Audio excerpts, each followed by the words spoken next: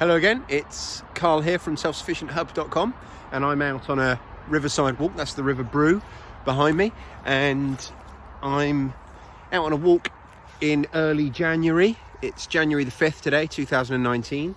We've had a very, very wet autumn, but the last week and a half or so have been fairly dry. Weather this winter has been very, very mild. I'm out on a walk and I've come across, if you can see behind me on that old stump, a fantastic winter foraging edible. It's right up there as one of the best mushrooms to eat, full stop. And the good news just gets better and better with this mushroom. It's one you'll find when there's not a lot else around. Like I say, it's January at the moment, and I came around the corner and found these specimens on the stump. You see them there, and a few more down there. And these are not what I'm going to be showing you mainly. There's another set just around the corner, but these are very, very old grey oyster mushrooms. But I saw these around the corner and got very, very excited, and I was right to do so, because just next to them on this big stump, not even a stump, it's a downed bough, are these beauties. And just to give you some sense of the size of them, if I put my hand in here, you'll see they really are quite the size. And there are more of them. I'll come around here. There's more of them growing down the side.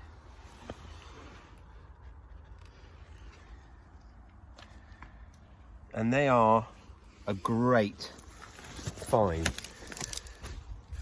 So another reason why they're such a good find is because they're a good mushroom for the novice forager to be looking for. So they've got so much working for them in their favor. They grow in quite a few different environments. They are a decay mushroom, so they most often find themselves in dead wood, but they will grow on all sorts of things. There are commercial companies that sell them growing out of coffee grounds. Do a bit of research, because it's a fascinating mushroom. They've been shown in tests to help with decontaminating land. I believe, although don't quote me on this, that they've been tests shown that they will clean up like oil spills and things like that. They feed on the decay inside dead wood as their most frequent home. They also metabolize nematode worms, so they are carnivorous. But what I really care about is that they are fantastic eating. So over here, these are really, really old specimens, and they look very dissimilar. If you do come across something like this, I mean, this could be almost anything to the novice. But if you look underneath, you can see, I mean, I'm not doing too much damage here because these will have done all their work.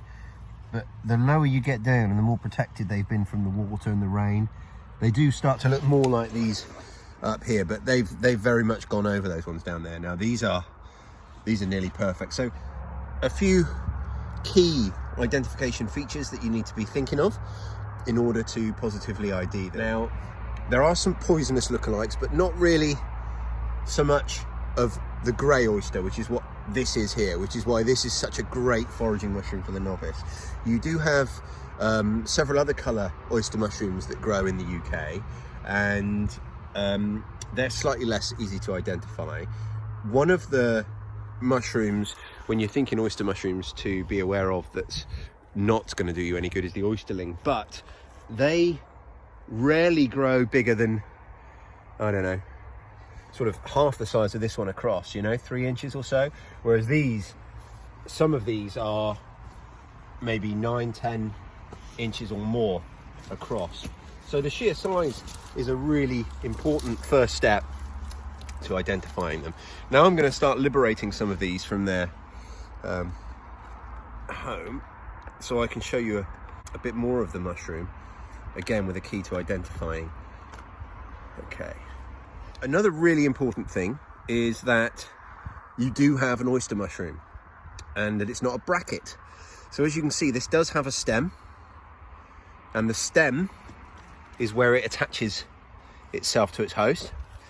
You see in here, this is the cap of the oyster, and if I pull it clear,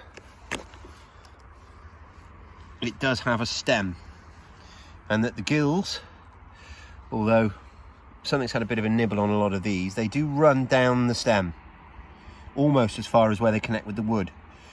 So that's the first thing. The second thing obviously is the colour, and the third thing is the size.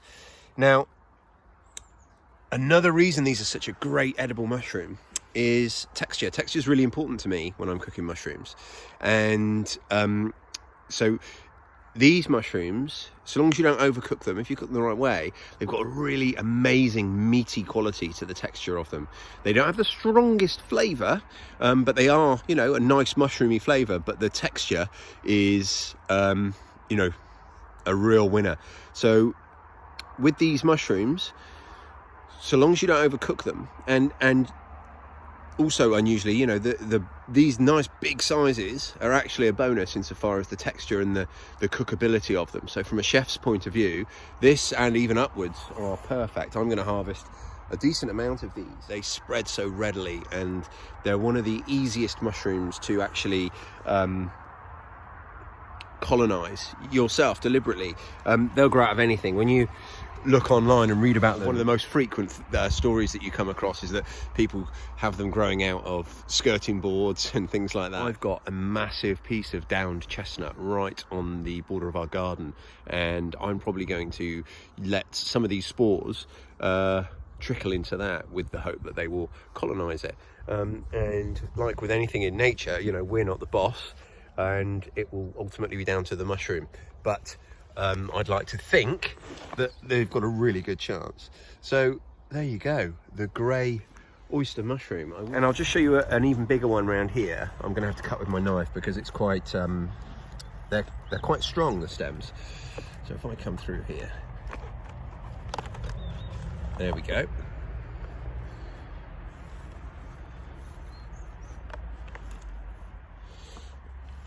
Look at that beauty.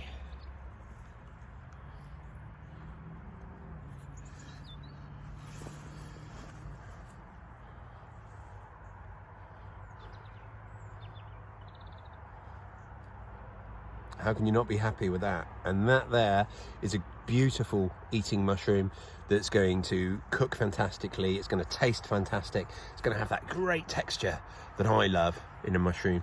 So, and it's January. What more could you possibly ask for from a foraging walk, huh? So I'm going to harvest quite a few of these. I'm going to leave half behind. That'll give me probably a carrier bag full.